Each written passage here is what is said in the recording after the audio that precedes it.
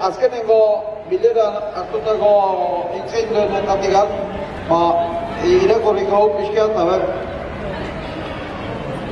arratsaldeo. Lehenbizi eskerrak etorri zareten guztioi. Esan behar da, azken demora aldi honetan, komunikabideetan bastante egiten gaituztela, hain zuzen, egiten ari geren mobilizazio guztiok, ez? Orduan, aipatuko ditut, bai Araban, Nafarroan, Bizkaian eta Gipuzkoan, zer herritan kalera ateratzen ari garen. Araban, Gasteiz, Laudio, Amurrio eta Agurain da beste batzuetan. Nafarroan, Iruña, Lizarra, Baztan, Altsasu eta beste batzuetan baita ere. Bilbon, Bizkaian, Bizkaia osoan, nola ezkerraldean da eskuinaldean eta garrantzizko herrietan, Ondarroa, Durango eta Moroibita.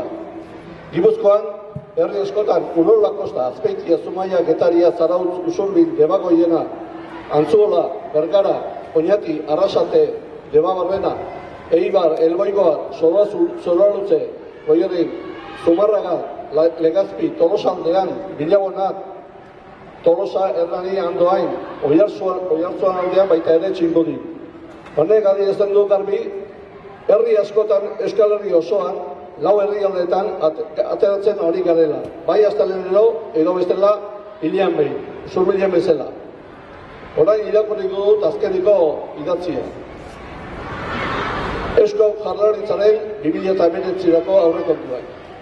Naiz eta urte honetan diru-bilketa 631 milioi eurotan gehitu den, 2017 baino 106 gehiago, 19rako aurrekontu delako kopurua horretatik soilik 297 milioi euro bideratuko dira. Zero defizita lortzeko helburuak berriz ere beste urte batez eragingo du Eusko Jaurlaritzaren aurrekontuak ez dituela osatzen oinarrizko eskubideen, oinarrizko eskakizunak, osasunaren alorrean, menpekotasuna, zein hezkuntzan edo oro har babes sozialean. Noiz jarriko dute begirada gure antzeko per capita errenta duten Europako herrialdeetan eta Europar bataz besteko barne produktu gordinaren 5 puntuko aldea murrizten saiatu,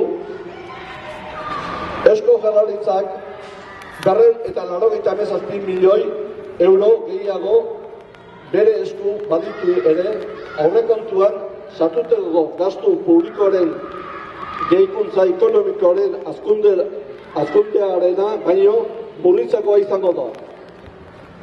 Aurreikuspenok bataz beste 2009ko Eusko Jaurlaritzaren guztizko gastuak barne produktu gordinaren 14,8% adieraziko dute. Hau da, 2013ko egindako gastuaren 100ko bera hain zuzen ere.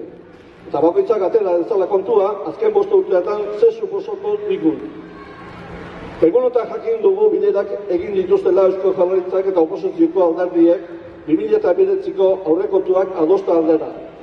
Legebiltzarreko talde horietako batek 220 milioi euroko eskaera jarri du mahai gainean. Pentsio gutxienak 1.080 eurora osatzeko 350 milioi eta 350 milioi enplegu planetarako. Trukean, talde parlamentarioak 2 abstentzio eskaintzen ditu. 2009ko aurrekontuak onartuak izan daitezen. Espero dezagun, Eusko Jaurlaritzak bide honetik eramango dituela negoziazioak. Eta pentsiodunen eskaera kontuan izango duela. Bere kanpainan lelo nagusia izan zenez, honen personen gradura jarri behar garela. Eusko Jaurlaritzari adierazten nahi dugu, 1.080 euroko lortu arte burruka jarraituko dugula. Eta onar dezatela, berandu izan baino lehenago, Pentsiodunen arazoai helduko dien aurrekontuak nahi ditugulako. Genero berdintasuna defendatuko dutena. Inor ez dadin txirotasuna egoeran egon. Eta hori lortze aldera, abenduaren 15ean, kalera aterako garela gure indarrak batu. Politika publikoak pertsonen mesedetarako egin daitezen. Pentsiodunak aurrera. Erderaz, irakurri gaude.